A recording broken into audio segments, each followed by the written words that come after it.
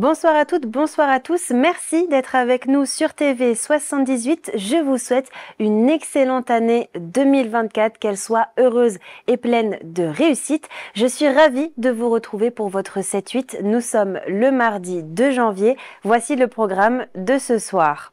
Certains Yvelinois figurent dans la liste des 352 personnes distinguées par la Légion d'honneur.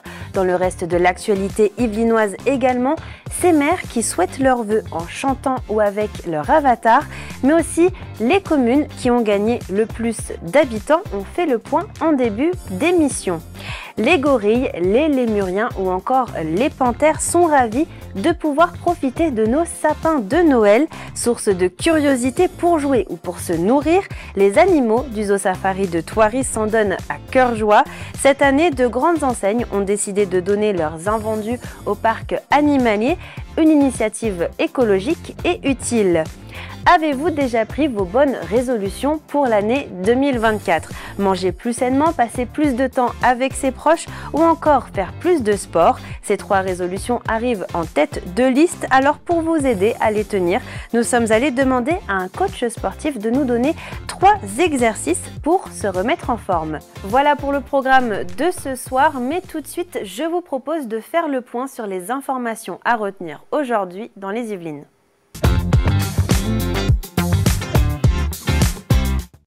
2 maires, une ancienne députée, un pompier et un astronaute décorés. 4 Yvelinois ont été distingués lors de la traditionnelle promotion du Nouvel An de la Légion d'honneur. Jean-Yves Perrault, maire de Marly-le-Roi, conseiller maître à la Cour des comptes, est élevé au grade d'officier. La maire de la Boissière École, Anne-Françoise Gueillot, est faite chevalier. Dernière élue distinguée, Françoise Descamps-Cronier, députée PS de la 8e circonscription des Yvelines entre 2012 et 2017, elle a été nommée chevalier sur proposition d'Aurore Berger. Des engagements reconnus aussi du côté des pompiers. Stéphane Millot, le directeur départemental du SDIS 78, est promu chevalier. Dernier Yvelinois récompensé, Jean-François Clairvoy, le spationaute français, accède quant à lui au grade de commandeur. Il a passé 28 jours dans l'espace à l'occasion de 3 missions. Qui dit nouvelle année dit vœux et les Yvelinois rivalisent d'imagination pour les présenter. À Verneuil-sur-Seine, Fabien Hofrechter a fait appel à son avatar, une vidéo 100% intelligence artificielle pour illustrer notamment sur le risque des deepfakes. Coutumier du fait, Carl Olive a une nouvelle fois choisi vidéo et chant pour célébrer 2024, avec le regard vers les Jeux Olympiques et Paralympiques. Chante la vie, chante comme si tu devais mourir demain, comme si plus rien n'avait d'importance. Chante, oui, chante.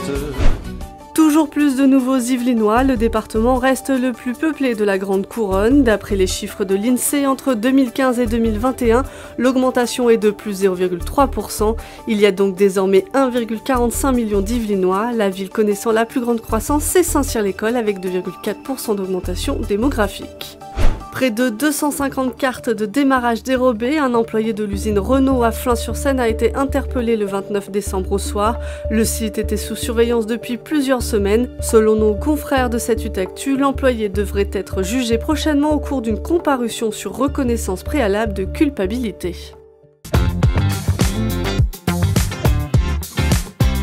Après Noël, de nombreux sapins restent invendus dans les grandes surfaces, mais au lieu de les jeter à la déchetterie, le Zoo Safari de Thoiry les récupère pour les offrir aux animaux. Gorilles, lémuriens, panthères, ils en raffolent. C'est l'occasion pour eux de changer leurs habitudes et d'éveiller leur curiosité. Le reportage de Gabriel Gontier. C'est bon? Allez, on y va. C'est parti. Noël est terminé, mais les animaux du zoo de Thoiry n'ont pas fini d'être gâtés. Cette année encore, pour lutter contre le gaspillage, le parc a récupéré les invendus des pépinières pour les redistribuer à ses animaux.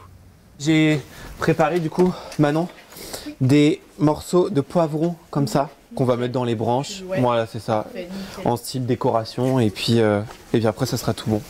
Pour l'enclos des gorilles, ce sera sapin agrémenté de poivrons. L'objectif, attirer l'animal en mobilisant ses sens. Ayo, Tombo. À peine déposés, les sapins rencontrent un vif succès, mettant en éveil la curiosité et la gourmandise des gorilles.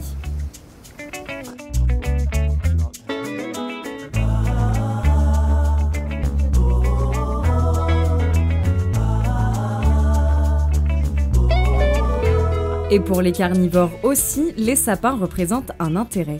Là, les panthères, elles vont pas le manger, le sapin, étant donné que c'est des carnivores, ça va pas les intéresser. Mais par contre, ça va créer d'autres comportements. Et c'est tout l'intérêt de l'enrichissement, c'est d'apporter une modification à l'environnement, d'avoir des stimuli et de répondre à des comportements naturels de l'animal. On se sert du support du sapin pour cacher de la nourriture, pour étaler du sang sur les branches. Et en fait, ça va stimuler la panthère à aller chercher ses morceaux de viande à l'intérieur. Il suffit juste de le lancer. Donc je le passe par-dessus et ensuite, on va laisser les animaux s'y intéresser. L'objectif de ce partenariat avec les grandes enseignes des alentours, recycler les sapins en leur donnant une seconde vie. Gracieusement, ils nous ont demandé si on pouvait les récupérer. Donc c'est quand même plutôt chouette, ça donne une seconde utilité à des sapins qui finalement étaient destinés à partir à la poubelle. Si tout n'a pas été mangé dessus, on peut les récupérer, les broyer et après ça nous sert à faire un couvert autour de nos massifs floraux ou au pied des arbres pour garder un maximum d'humidité et de minimiser les arrosages qu'on devrait faire normalement sur la végétation ici sur le parc. Seule contrainte pour pouvoir être redistribués aux animaux, les sapins doivent être naturels. Le parc a déjà reçu une vingtaine de dons de la part des enseignes partenaires pour le plus grand plaisir des pensionnaires du parc. Avez-vous pris de bonnes résolutions pour l'année 2024? C'est la question qui peut fâcher en ce moment. En tête de liste chez les Français, on retrouve le fait de passer plus de temps avec ses proches, de se réserver de vrais moments de détente ou encore de pratiquer une activité physique régulière.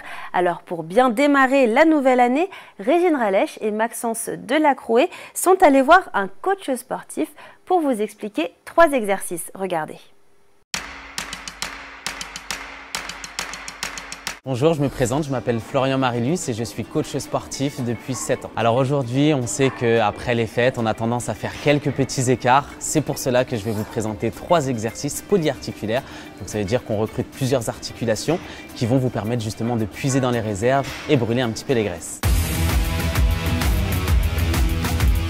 Alors je vais vous présenter le premier exercice, l'exercice des squats que tout le monde connaît. C'est un exercice qui va vous permettre de bien solliciter les membres inférieurs où on va venir placer les pieds largeur des hanches, les orteils légèrement vers l'extérieur et on va pousser tout simplement les fesses vers l'arrière en faisant une flexion de jambes comme si on voulait s'asseoir sur une chaise.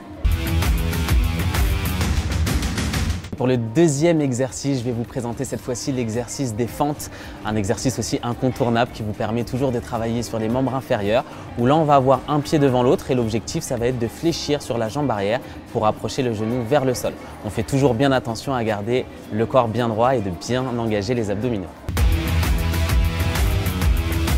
Pour le troisième exercice, cette fois-ci, on va parler du développé couché. Cet exercice va vous permettre de solliciter les muscles supérieurs du corps. Donc là, on va engager principalement la poitrine, les pecs, mais on va aussi avoir les épaules et les bras. Il faudra tout simplement s'allonger sur un banc, essayer de retenir et freiner la descente pour approcher la barre vers la poitrine et ensuite on vient pousser vers le plafond. Voilà, maintenant que je vous ai présenté ces 3 exercices, n'oubliez pas les facteurs essentiels qui sont la récupération, l'alimentation et l'hydratation. Surtout, prenez soin de vous. Et c'est bientôt la fin de cette émission, mais avant de se quitter, je vous propose de jeter un coup d'œil à la météo de demain. Demain matin, le ciel sera toujours bien couvert. Au niveau des températures, il fera 9 degrés à Mantes-la-Jolie et 10 degrés à Houdan, Versailles et Rambouillet.